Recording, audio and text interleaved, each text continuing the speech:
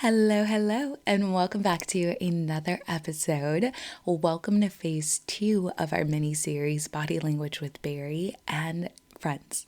Welcome to a new month. If you're listening to this when this goes live, let me just say, I'm so happy we're in November. And we're gonna make these last 2 months of 2022 the best. We're gonna make these last 2 months better than the first 10 months. That is what I am committed to. Now, with that being said, let me share with you a few updates on a few things, and then we'll get into today's topic, which is chronic conditions as it relates to you. We'll be touching on PCOS, endometriosis, and adrenal fatigue, or HPA axis dysregulation as it's actually scientifically known. Most of you probably think of it as burnout though. We're going to be talking about that, but I have a few updates for you. So first and foremost, if you have not downloaded the cycle syncing cheat sheet, just get into it. I cannot believe that there's over 400 of you who have actually downloaded it already and are loving it. So if you haven't gotten it, please do. Number 2, make sure you're following Optimize Your Flow on Instagram, because we're actually going to be breaking down each of the aspects of the cheat sheet on Instagram stories. And it's just a really great way to learn how to utilize these things, but also kind of prepare your mind to join the Cycle Syncing 101 course that is going to be releasing very soon, okay? And then the next thing I want to talk to you guys about is the book. Listen, I know we were all kind of disappointed in me. If you weren't disappointed in me, I was disappointed in me for not releasing the book. But you guys know that I like to operate out of the highest level of integrity possible. And it's hard to write a book about how to live in sync with your cycle and how to find this flow in life when you feel chaotic and it doesn't even feel like you're living in sync because life is so chaotic, right? So, with that being said, it was still on my heart to write a book. And, I reached out to someone who reached out to me 2 years ago to write a book for them, a publishing company. And I said, how do you feel about this? Where are we at with this now? And lo and behold, she was like, I still want the book. And I want it to be completely different than how I initially pitched it to you. And I was like, oh my gosh. So initially I was going to create a journal for this publisher, and the way that it's coming about now is it's going to look completely different now. Nothing is officially set in stone yet. There's a few contracts that need to be signed and whatnot, but I just wanted to give you guys that update because sometimes we let ourselves down, or we feel like we're letting other people down, but oftentimes God knows that what is coming is so much better than what is gone, and the way that the synchronicity of this all happened is beyond wild. I now have a literary agent who she found me on TikTok and then sent it to the exact publisher that had wanted me to write a book 2 years ago. And then they discussed me together, and then the literary agent reached out to me. This all happened in the same week of me just kind of talking to the publisher again. So it's kind of crazy and very unusual, but I wanted to give you guys that update because I'm so freaking excited. We are going through the title of the book right now. We are talking about the format and the table of contents, and listen, this is definitely what you guys have been asking me for.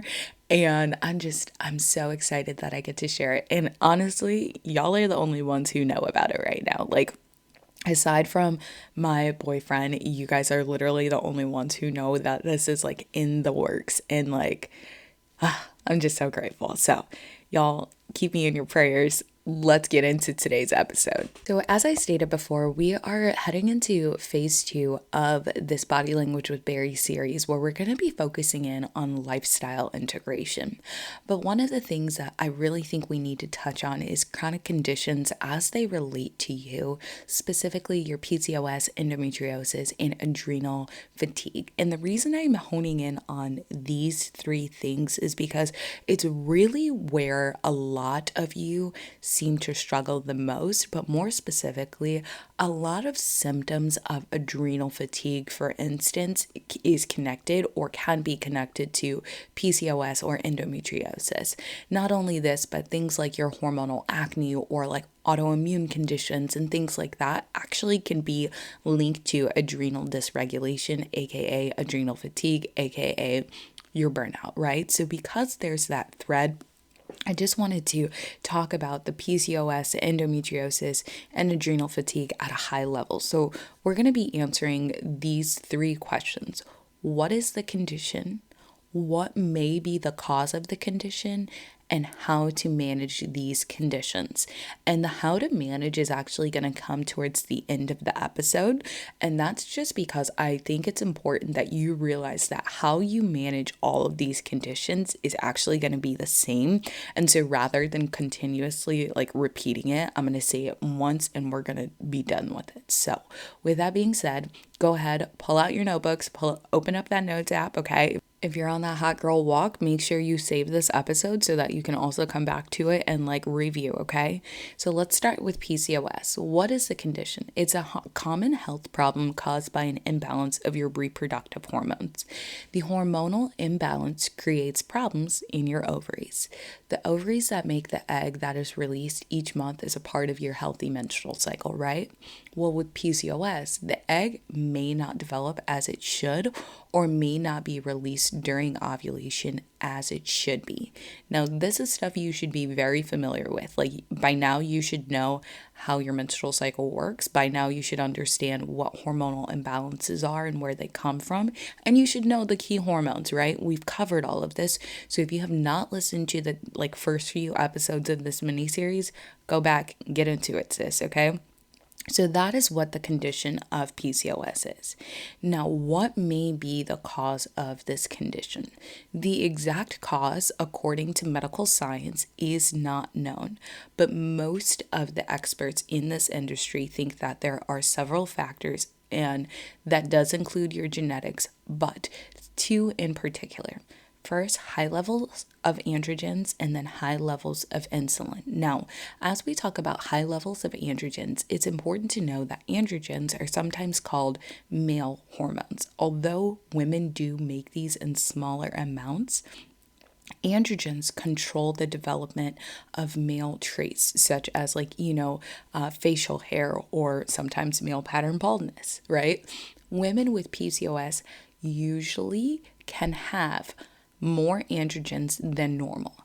Higher than normal androgen levels in women can prevent the ovaries from releasing the egg during ovulation, during each cycle that you might have. And this can also lead to, those male traits, or it can lead to hormonal acne. Okay, so that's one cause, or maybe one cause. The second cause may be high levels of insulin. Insulin is a hormone, a part of our hormonal hierarchy, okay? She's right up there with our cortisol, and it controls the food that you eat and how it's actually changed into your energy. Insulin resistance is when the body's cells actually do not respond normally to insulin. As a result, your insulin blood levels become higher than normal, and many women with PCOS actually have insulin resistance, especially those of you who may notice like you're a little heavier than you would want to be, right? So weight is a big sign or symptom, if you will, of PCOS. Not only this, but those unhealthy eating patterns you may have, not having enough physical activity, and even having a history of type 2 diabetes could be contributing to these higher levels of insulin and insulin resistance, okay? And so these are said to be causes of PCOS as a condition. Now, one thing I just want to touch on briefly is there's said to be 4 different types of PCOS. You can have pill-induced PCOS, insulin-induced PCOS, androgen-induced PCOS, and then adrenal-induced PCOS. Now, I personally am not somebody that diagnoses people. I just help you understand your body better. And so, although there's 4 different types, if you will, of PCOS, it can come back to 2 specific causes, right? These higher levels of androgens or the higher levels of insulin and resistance to it. So that is PCOS in a nutshell. Now, what I want to go ahead and segue into is endometriosis, okay? So endometriosis is often this painful disorder in which the tissue, similar to the tissue that normally lines your uterus, okay, the endometrium, actually grows outside of the uterus.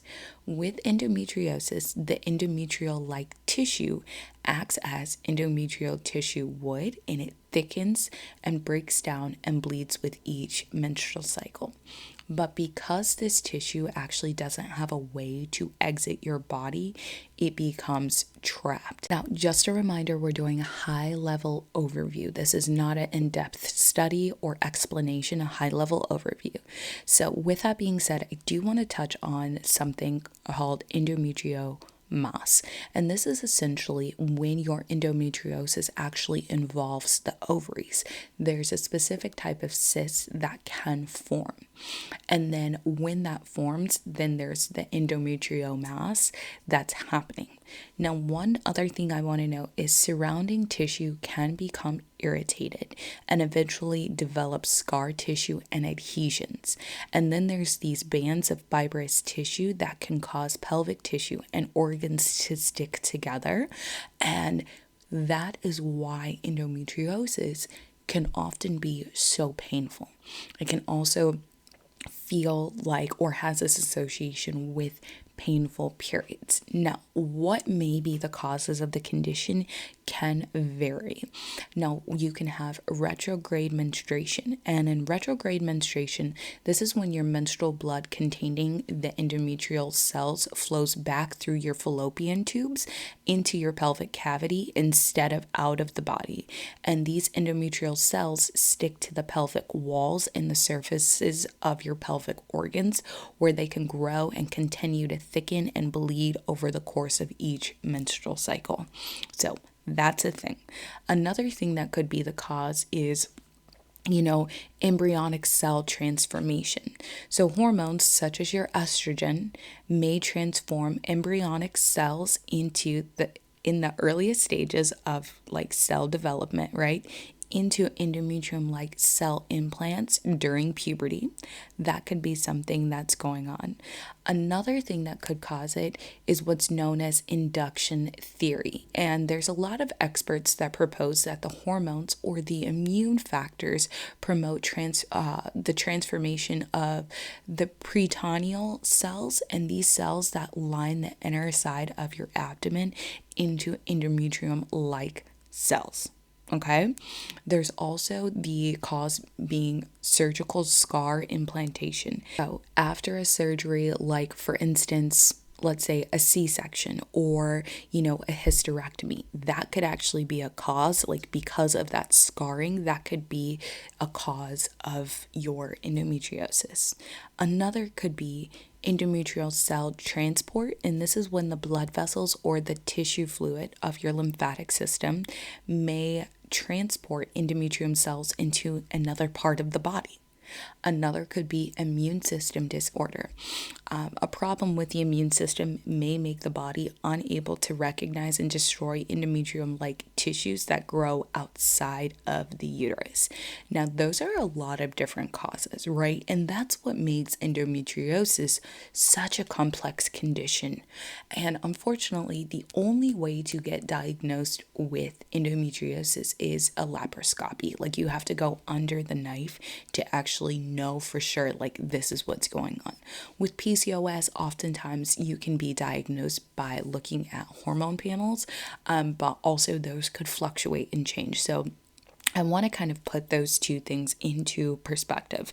And also, it's not my intention to downplay your condition or make it seem like I'm an expert. I just, again, want to give you that high level overview of what the condition is and what may be the cause of the condition, okay? And with that being said, I do also want to note that there are a lot of people who are far better suited to learn from about PCOS and endometriosis than I am. So if you are somebody who has this condition or one of these conditions and you want to know like really how to live and manage, and you want like an example of somebody who may live with like PCOS or may live with endometriosis, right? And you want to know like their daily routines and stuff, just do a quick Instagram search. Like literally go on Instagram and do endometriosis coach, PCOS coach. Like there are so many great resources available. And I say this with love. Stop being lazy and go find the right resource for you. Okay, I say it with love, but like y'all know me, I gotta get it together. Like I gotta tell y'all the truth. So with that being said, let's go ahead and delve into adrenal fatigue, adrenal dysregulation, or as what we know scientifically as HPA axis dysregulation. Okay, now HPA axis stands for the hypothalamic pituitary adrenal axis, and this is the system in which your brain and your adrenal glands actually communicate. The brain signals to your adrenals to secrete hormones, and then the brain will monitor the amount of hormones in your system. And for our purpose, we're going to focus specifically on cortisol. Y'all should be real familiar with her by now, okay? She's everywhere. Under times of stress, your HPA axis is actually activated. And what follows is really your hormones helping your body adapt to the different stressors, okay? And this will begin the secretion of CRH from your hypothalamus, okay? This will signal the release of ACTH from your pituitary. The ACTH is a signal that causes the adrenal glands to secrete cortisol, which typically will continue until the stress has like kind of resolved itself. But here's where the issue is. Stress is always present. Just because like our technology has advanced doesn't mean our bodies have advanced. And stress is relentless. From the second you pick your phone up and you see that blue light, your body is like, ooh, stress. From the moment you get like a notification about, I don't know, school being closed, ooh, stress, right? Like your body is constantly being stressed because of the amount of stimulation. But I digress.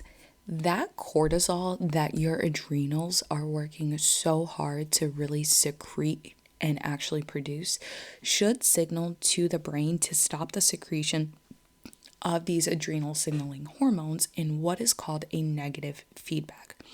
Instead, chronic stress results in our adrenal glands secreting more and more cortisol. Over time, your cells become resistant to cortisol, and the negative feedback system becomes ineffective.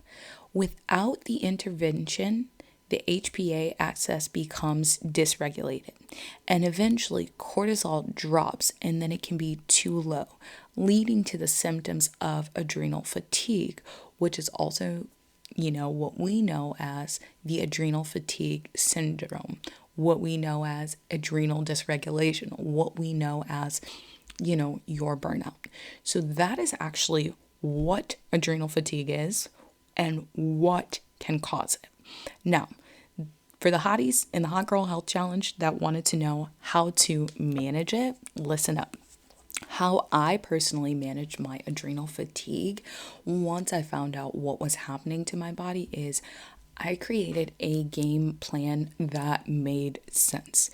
So if you have PCOS, endometriosis, or you're dealing with adrenal fatigue and you're recovering, listen up. You need to create a game plan that works for you. There's a lot of different information out there from different experts, from different coaches, from different people just living with their conditions and managing it, right? But what you really need to do is create what's going to work best for you. So what worked best for me was learning more about herbs and adaptogens.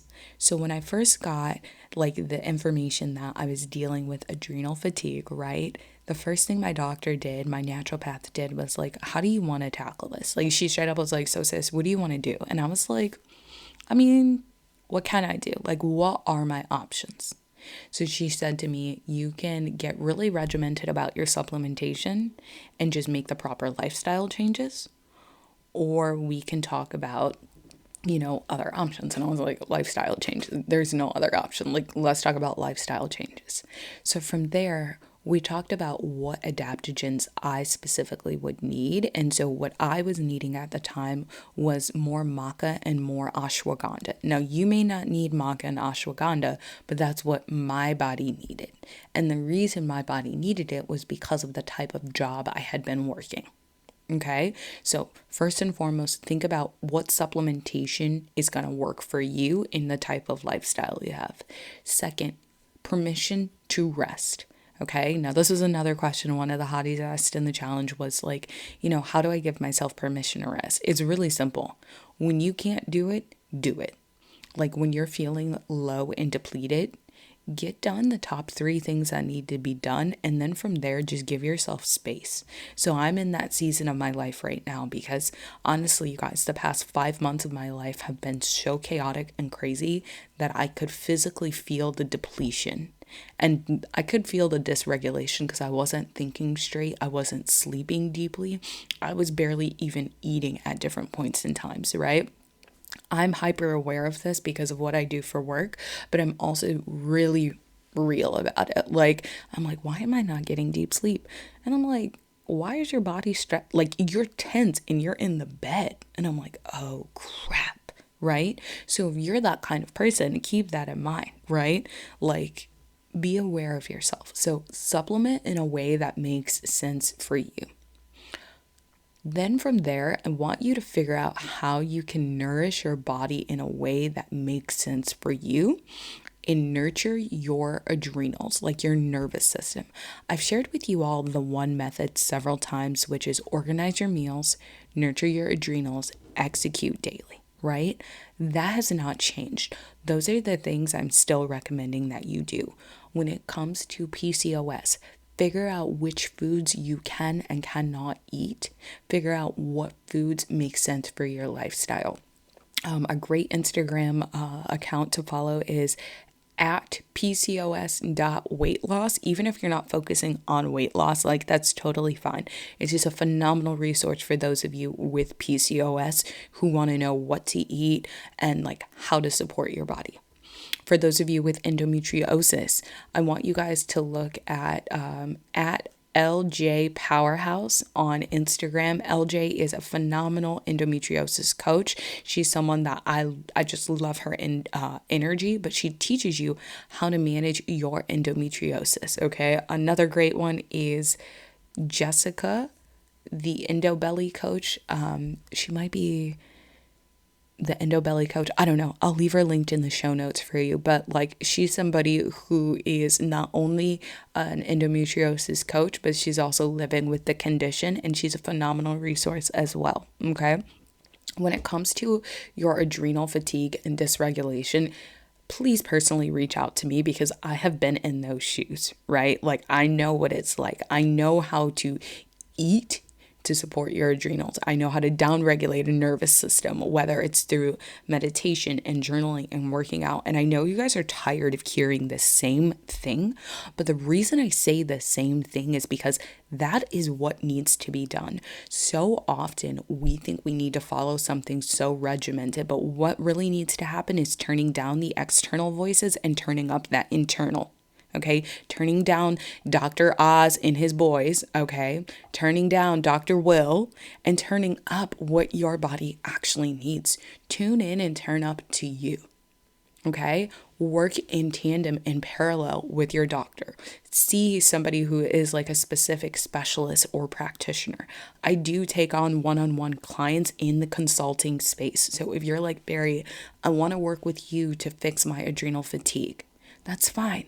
I love you. I, of course, want to work with you. Just let me know. And please know that you're going to follow the protocol that I created.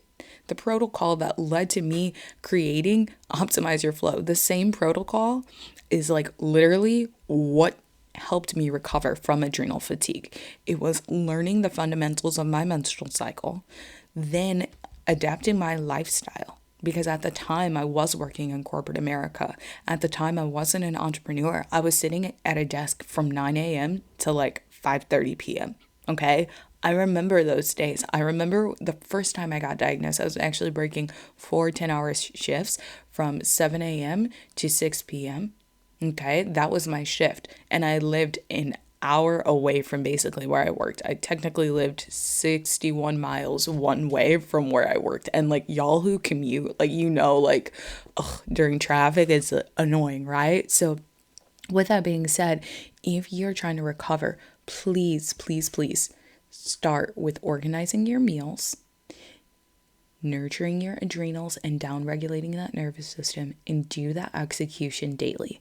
When it comes to organizing your meals, of course, I'm going to recommend that you eat in sync with your cycle, but more specifically, I'm going to recommend that you take the time to figure out what kind of meals you can eat Monday through Friday that are simple and filling.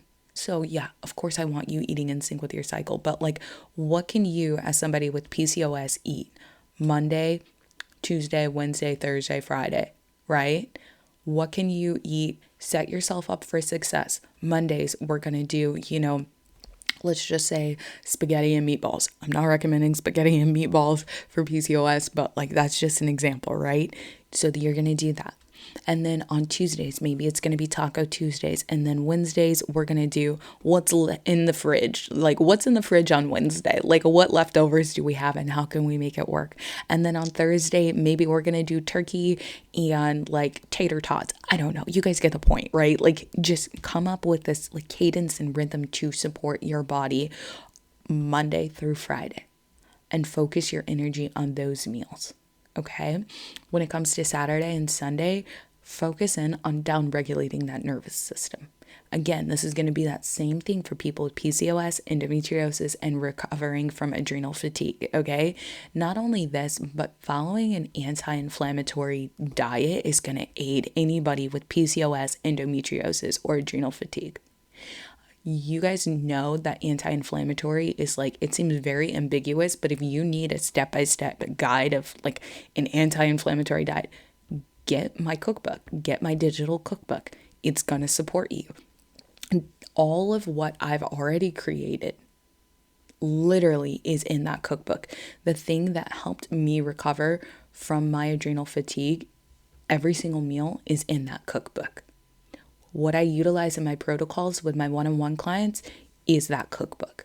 We do that the first month. The second month that we work together, we customize it more specific to like your diets, your lifestyle, and your needs. The third month, you actually get to create your own because that's what you're learning. So if you are somebody with endometriosis who's like, well, how do I know what anti-inflammatory is? Like, what do I know? Get on Pinterest. Again, you guys, like, I love you, but stop being lazy. Get on Pinterest and get into it. Oh, you need like a point person? I've given you people to look at, but also I've created an entire cookbook, a digital cookbook for you guys to have. Okay, you have PCOS. I haven't created anything specific to PCOS, but I would be more than happy to create a resource. If that's something you want, let me know and I'll create one for you. But with that being said, I'm going to get off my high horse. I'm sorry if you are expecting me to say something other than utilizing the one method, but I believe in that method so much. And I know that like, if you're listening to this podcast, you are the kind of person who is willing to organize your meals. You're willing to nurture your adrenals through down-regulating your nervous system with simple practices. And I know for a fact you're going to execute it daily. That's why you listen to this podcast, because you want to know how to manage a condition, how to reverse a condition without being overwhelmed. And it's as simple as implementing the one method. So with that being said, I cannot wait to hear your thoughts on today's episode. I really hope you learned something new. And as always, I am sending you big love and flowy vibes, and I'll check in with you soon.